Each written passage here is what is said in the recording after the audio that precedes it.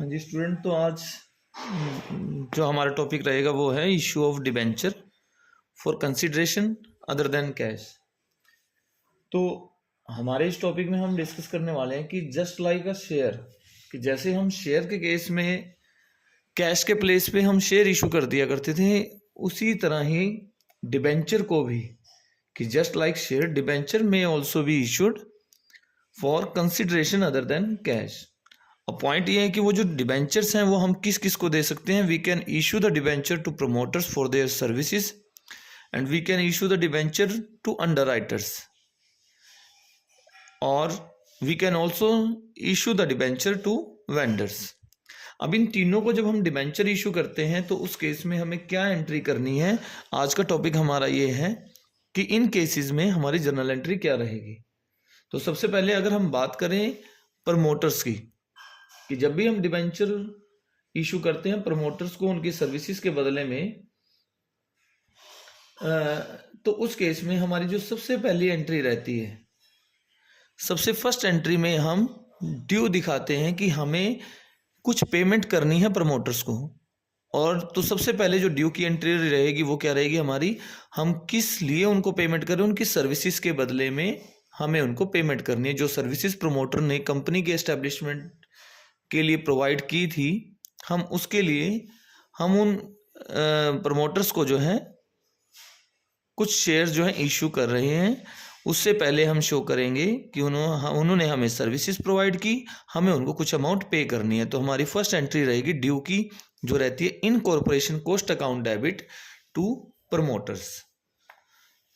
ये हमारी ड्यू की एंट्री होती है कि अमाउंट पेबल टू प्रमोटर्स।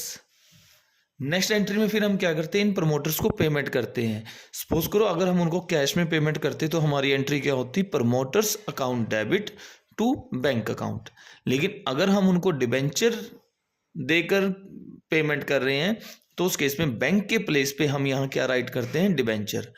तो हमारी एक सिंपल सी एंट्री है, फर्स्टली हमें उनको ड्यू दी शो करना है और बाद में पेमेंट की फॉर्म में उनको क्या देने हैं, डिबेंचर देने हैं।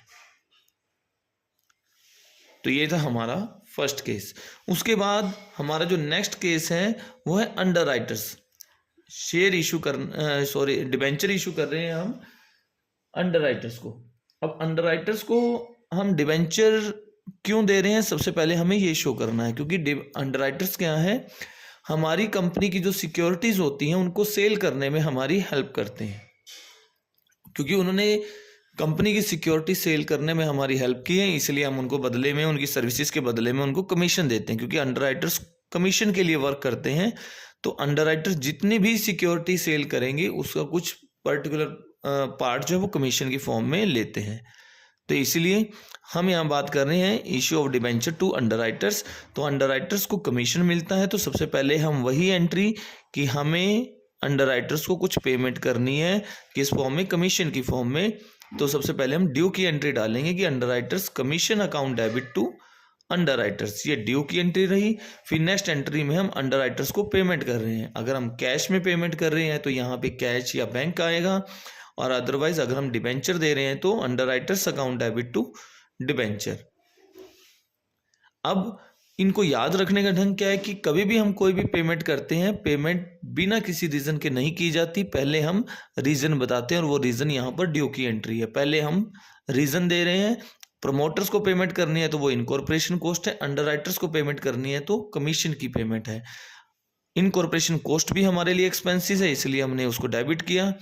अंडरराइटिंग कमीशन भी जो है वो भी हमारे लिए क्या है, एक्सपेंसिस है, तो उसको भी हमने डेबिट किया। तो एक्सपेंसिस को हमें डेबिट करना होता है, आप इस ढंग से याद रखिए। और जो प्रमोटर हैं वो और अंडरराइटर्स हैं, ये हमारे क्रेडिटर हैं, तो क्रेडिटर मीन्स लाइबिलिटी को हम क्रेडिट किया करते हैं। Expenses always debited and liability always credited. तो हमें एक्सपेंसिस की वजह से हमने इनकॉर्पोरेशन कॉस्ट को डेबिट किया है, और प्रमोटर्स और जो अंडरराइटर्स हैं ये हमारे क्या हैं, क्रेडिटर हैं, तो इसलिए इनको क्रेडिट किया है। उसके बाद नेक्स्ट एंट्री जो हमारे पास आती है वो है issue of debenture to vendors. अब वेंडर्स का केस क्या है, समटाइम कंपनी क्या करती है कि company purchase some assets from vendors, और instead of paying them in the cash, company decide to issue debenture to vendors in consideration of cash. तो उस केस में जब हम डिबेंचर को इशू करते हैं वेंडर की पेमेंट के लिए, तब इस केस को हम कहते हैं कि issue of debenture for consideration other than cash. Issue of debenture for consideration other than cash. तो यहाँ हम जब डिबेंचर को इशू करते हैं तो कुछ केसेस हैं, लेकिन सबसे पहले वही केस कि हमने यहाँ ड्यू की एंट्री पहले की है, तो यहाँ भी हम सबसे पहले ये शो करेंगे कि हम क्यों पेमेंट कर रहे हैं वेंडर्स को। तो सबसे पहले हमें क्या है, हमने वेंडर से कुछ ना कुछ परचेज किया है, या तो कोई असेट्स परचेज की है या हमने पूरा का पूरा बिजनेस ही टेक ओवर किया है। तो सबसे पहले हम यहाँ परचेज ऑफ बिजनेस के केस में एंट्री शो करते हैं। अब उसमें भी हमारे पास दो केस अवेलेबल हैं। सपोज करो कि जब हमने बिजनेस परचेज किया, बिजनेस की जो नेट असेट्स थी, हो सकता है कि वो जो नेट असेट्स हैं वो कम है, लेकिन पेमेंट के लिए जो हमारी जो डील हुई है हमारी वेंडर्स के साथ वो ज़्यादा अमाउंट में हुई है।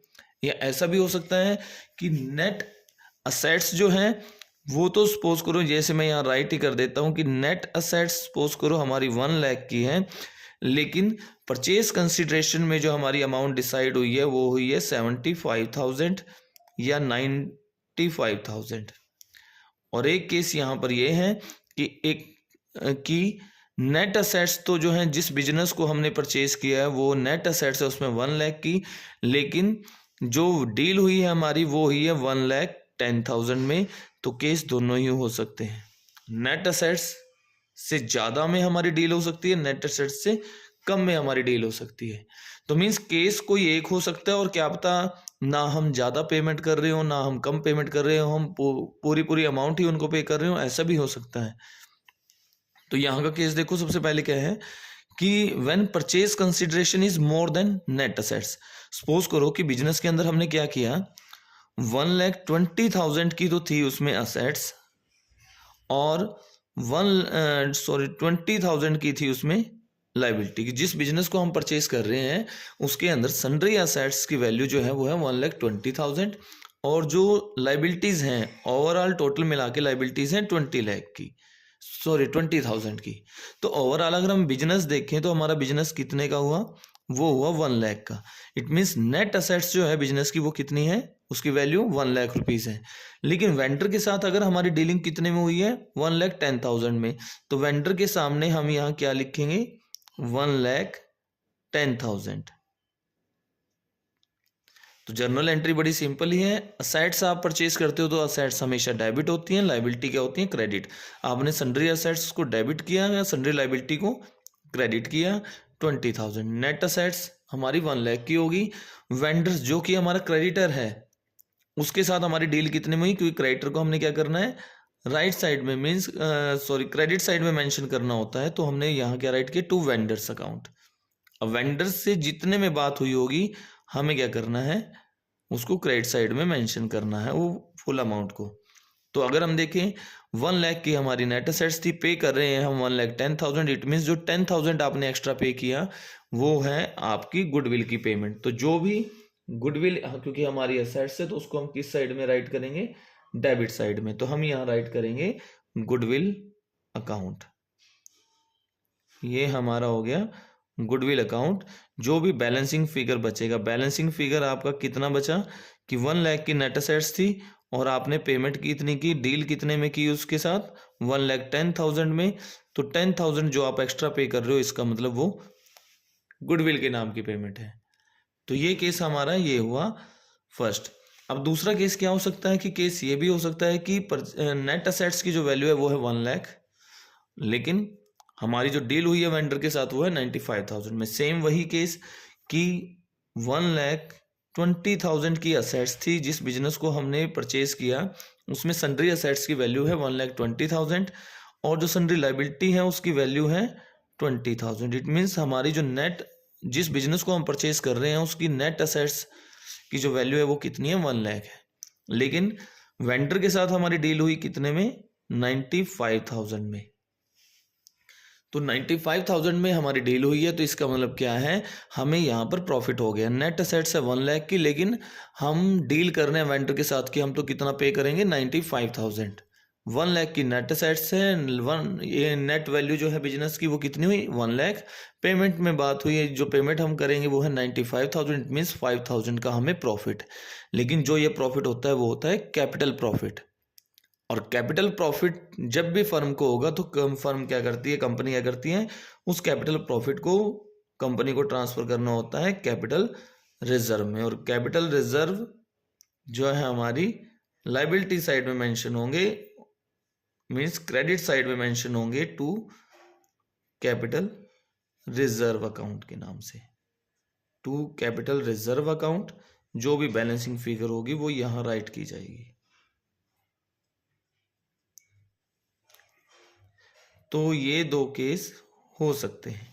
और ऐसा भी हो सकता है कि क्या पता आपके पास इसमें से कोई केस ना तो आप ज़्यादा पेमेंट कर रहे हैं ना ही आप कम पेमेंट कर रहे हैं। ऐसा भी हो सकता है कि 1,20,000 यहाँ है, 20,000 यहाँ, वेंडर के साथ आपकी डील ही 1 लाख में हुई है, तो ना तो आप कैपिटल रिजर्व राइट करोगे और ना ही आप यहाँ पर गुडविल राइट करोगे, आपकी एंट्री सिर्फ इतनी ही रहेगी।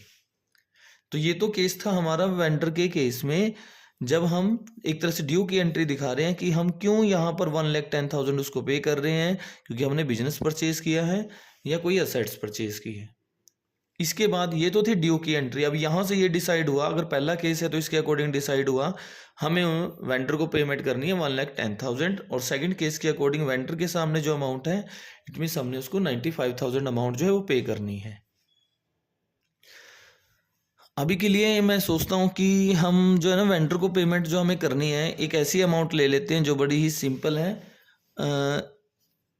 सपोज करो कि इसके अंदर हमें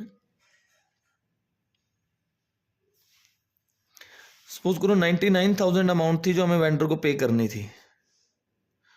वेंडर को हमने 99,000 अमाउंट जो है वो पे करनी थी। अब केस क्या है कि हम उसको कैश में पेमेंट नहीं कर रहे हैं, हम तो उसको डिबेंचर इशू कर रहे हैं। और जब हम उसको डिबेंचर इशू कर रहे हैं तो हमें किस चीज़ का ध्यान रखना है कि यहाँ पर वेंडर्स को, देखो हम क्या कर सकते हैं, वेंडर को कुछ पेमेंट हम कैश में कर सकते हैं या बैंक की फॉर्म में, और कुछ अमाउंट के बदले में हम उनको डिबेंचर इशू कर सकते हैं। तो अभी के लिए जो हम बात करें, देखो ये तो हमें पता ही है कि वेंडर्स अकाउंट डेबिट, अगर हम उनको बैंक की फॉर्म में पेमेंट करते हैं, कैश की फॉर्म में पेमेंट करते हैं तो 2 में आ जाता है कैश। लेकिन जितनी पेमेंट आपने उनको कर दी, सपोज करो आपने कुछ कैश में पेमेंट कर चुके हो आप उसको, तो कैश में पेमेंट अगर आप कर चुके तो सिंपल सी एंट्री आप क्या डाल रहे होंगे, vendors account debit to bank. अगर आपने उनको कोई ड्राफ्ट दिया है या आपने उनको क्या किया है, कुछ ना कुछ पेमेंट कर दी है कैश या बैंक की फॉर्म में, तो आप राइट करोगे vendors account debit to bank account. अब सपोज करो जैसे इससे पहले वाला केस क्या था, हमने वेंडर्स को 1,10,000 अमाउंट जो है वो पे करनी थी, जो सबसे पहला केस हमारे पास आया था।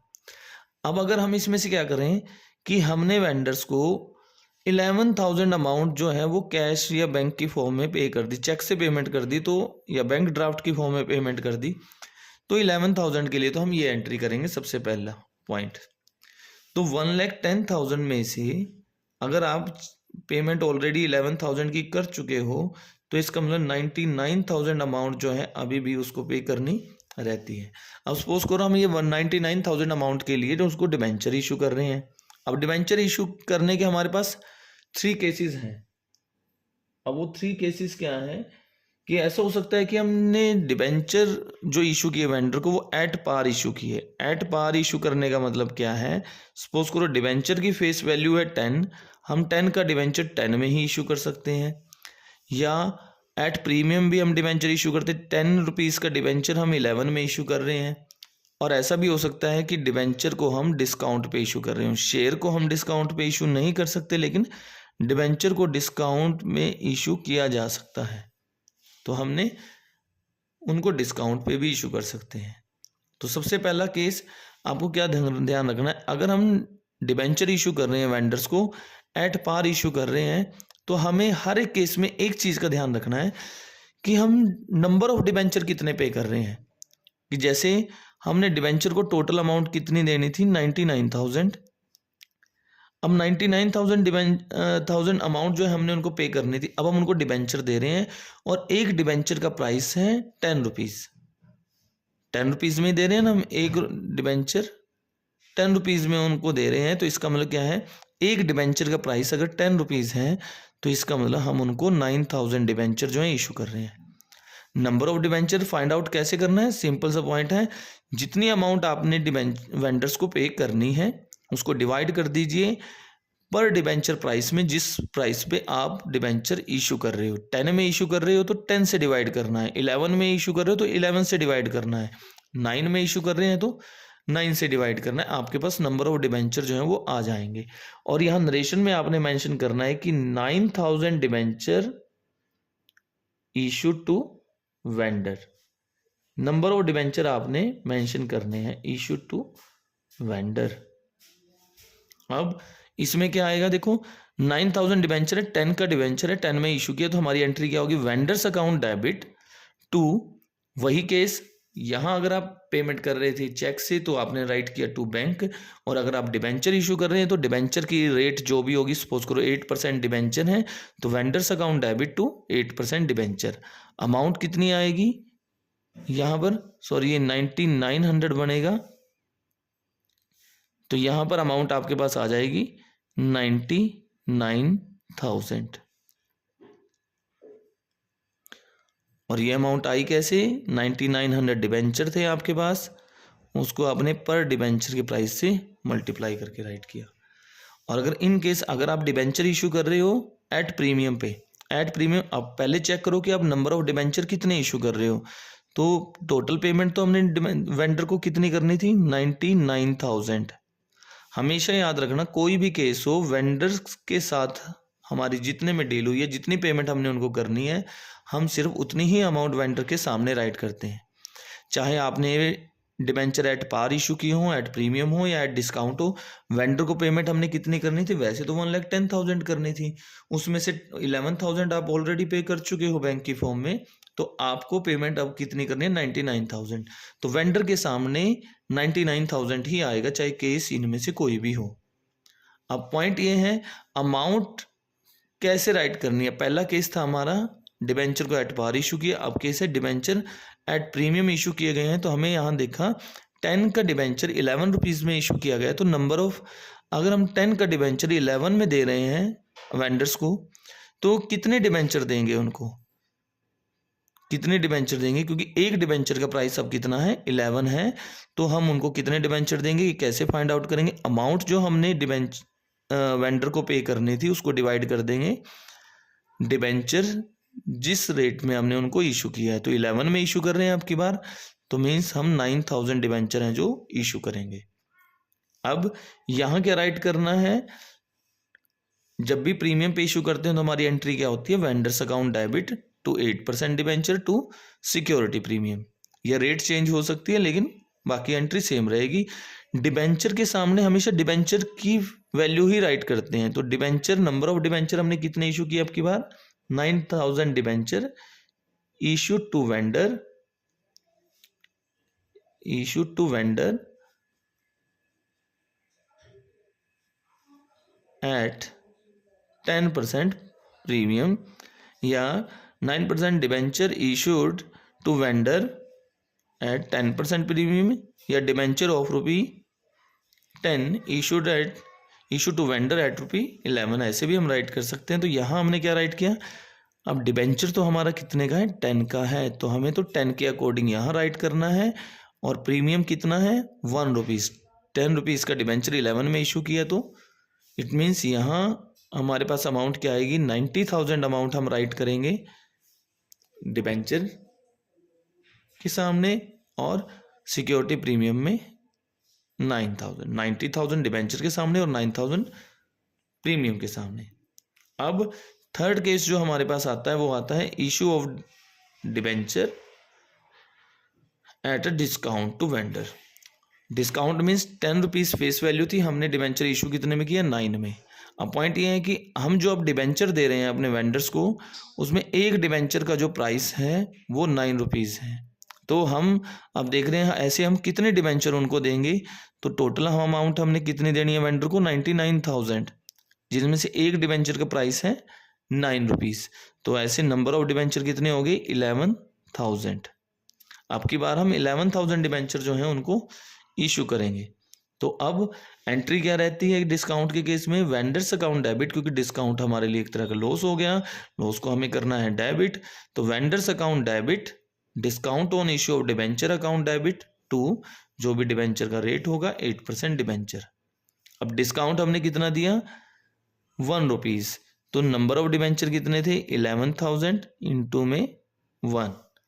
डिबेंचर के सामने पूरी अमाउंट आएगी, जितने भी डिबेंचर आपने दिए, एक डिबेंचर का नॉर्मल फेस वैल्यू क्या है वो 10 है, तो 10 के अकॉर्डिंग यहाँ।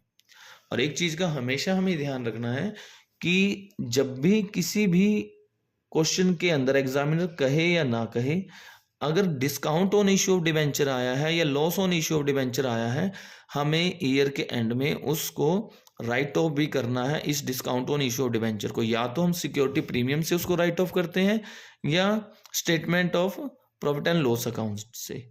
इसके लिए एक अलग से वीडियो में मैं मेंशन कर दूंगा कि कब सिक्योरिटी प्रीमियम यूज़ करना है, कब statement of profit and loss account use करना है। अभी के लिए हम यहाँ ध्यान रखें क्योंकि इस केस में discount on issue of debenture का यूज़ हुआ है, तो यहाँ हम इसको राइट ऑफ करने के लिए क्या करेंगे, एक एंट्री और डालेंगे ईयर के एंड में, statement of profit and loss account,